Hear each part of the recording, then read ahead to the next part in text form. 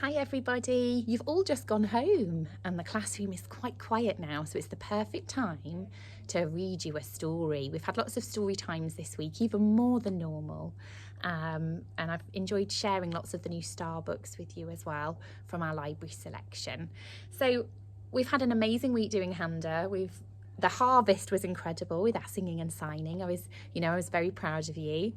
And with Handa Surprise, we've had a great week. We've done so many activities like weighing the fruit, comparing the fruit, talking about it, smelling it. Lots of artwork. Mrs. Williams and Miss Frank have been very busy making sure you've had lovely art. But I've been very excited all day because it's one, I say it every week, it's another one of my favourites. It's Funnybones. And this is one of my favourites because this is one of those stories I remember listening to at school, and I remember looking at the pictures, especially this one on the hill, and the language. I remember the dark, dark hill, the dark, dark street. It reminds me of being little. So grown-ups, I hope you enjoy it if this is the first time you've heard it since you've been small. And children, I hope you're nice and cozy. I got some new pyjamas this week and it was the best thing ever, putting my pyjamas on and reading a book and getting snuggly. So enjoy the story. Funnybones by Janet and Allan Ahlberg. This is how the story begins. On a dark, dark hill, there was a dark, dark town. In the dark, dark town, there was a dark, dark street. In the dark, dark street, there was a dark, dark house. And in the dark, dark house, there was a dark, dark staircase. Down the dark, dark staircase, there was a dark, dark cellar. And in the dark, dark cellar, do you know what's there? Some skeletons lived. There was a big skeleton, a little skeleton, and a dog skeleton. Sorry, I couldn't say that. Skeleton. One night, the big skeleton sat up in bed. He scratched his skull. What shall we do tonight? He said. Let's take the dog for a walk, said the little skeleton, and frighten somebody. Good idea, the big skeleton said. So the big skeleton, the little skeleton, and the dog skeleton left the dark, dark cellar, climbed the dark, dark staircase, and stepped out into the dark, dark street. They walked past the houses and the shops. They walked past the zoo and the police station, and they went into the park. The big skeleton scratched his skull. What shall we do now? He said.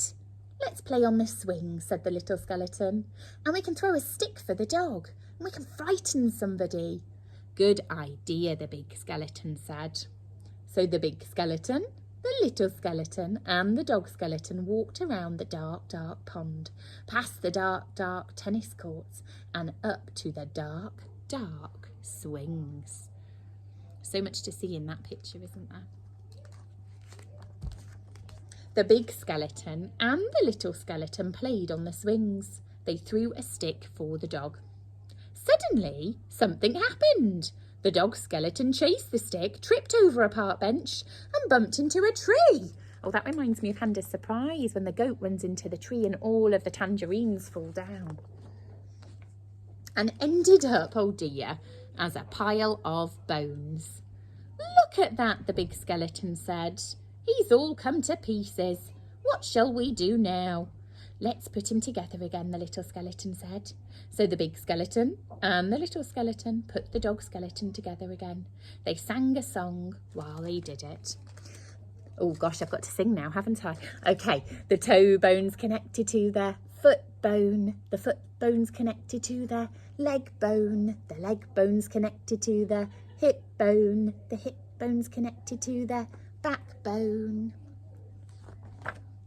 Then they got mixed up. Look, the doggy, it's not saying woof, it's saying woofle and off and oh woof off. The sounds are all jumbled. Then they got mixed up. Is that a toe bone? The little skeleton said. Where does this one go? Said the big skeleton. When they had finished, the big skeleton said, that dog looks a bit funny to me. Oh, so he does, said the little skeleton. We've got his tail on the wrong end and his head. Oh, it's very hard to say woof backwards. Foo, said the dog skeleton. Foo. I bet you could probably do that better than me. Wonder what it would sound like. At last, the dog was properly put back together again. The big skeleton and the little skeleton sang another song. These bones can bark again, can run around in the park again, can frighten people in the dark again. The big skeleton scratched his skull. That reminds me, he said, we forgot to frighten somebody. Let's do it on the way home then, said the little skeleton. Good idea, the big skeleton said. So the big skeleton, the little skeleton and the dog skeleton left the dark, dark swings, went out into the dark, dark town and tried to frighten somebody. And then there's some speech bubbles up here. That means it tells us what they're saying. So the big skeleton is saying, I wish we had a nice little boy to frighten. And the little skeleton saying, I wish we had a nice old lady to frighten. So I would never go out and frighten somebody, but they're skeletons. And I think it's part of what they'd like to do. The trouble was, there wasn't anybody to frighten. Everybody was in bed. Even the policemen and policewomen in the police station were in bed. Even the animals in the zoo. Of course, the skeleton animals were awake. Oh, look. How cool is that? Can you see all the skeletons at the zoo? And this one's going squeak, squeak, squeak, and snort. And look, my favourite animal, the giraffe. Gee up, Nelly. Good evening, all. Who's a cheeky boy then? Have a cup of tea, pretty Polly. Put the kettle on, mother. So that's the parrot, copying lots of things it said. Let's have a ride on the elephant, skeleton, the little skeleton said. Let's have a word with the parrot, skeleton. And the big skeleton scratched his skull. Let's keep out of the way of the crocodile, skeleton, he said. You would not want to go near that, would you? Oh, all those teeth. When they were back in the street and when they could still not find anybody to frighten, the big skeleton said, what shall we do now? Let's frighten each other. The little skeleton scratched his skull. He said, that's better than nothing. Good idea, the big skeleton said.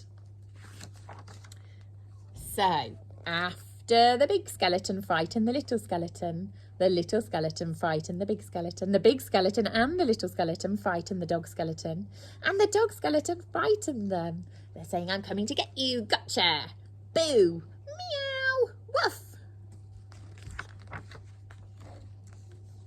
And then they hid around corners and frightened each other. They climbed up lampposts and frightened each other. They jumped out of dustbins and they frightened each other. Oh, they are being silly, aren't they? All the way home. And that is how the story ends. On a dark, dark hill, there was a dark, dark town. In the dark, dark town, there was a dark, dark street. In the dark, dark street, there was a dark, dark house. And in the dark, dark house, there was a dark, dark staircase. Down the dark, dark staircase, there was a dark, dark cellar. And in the dark, dark cellar, some skeletons lived. The story's not over. You might think it is, but it's not. It says they still do. They still live there. And then it says the end. And look, they look like quite nice skeletons there. They're waving goodbye to us. And then, you know, I love looking at all of the other books that get recommended at the end. And this is a nice one for us. It's called The Baby's Catalogue. And in a few weeks, I think in 2 weeks or 3 weeks, The Baby's Catalogue is our book that we'll be looking at. And that's lovely because we've been playing lots of baby games and looking after the dolls. So, Funnybones next week. We're going to be thinking about our bodies and how we can help them be super. We're going to be thinking about all of the bones in the skeleton.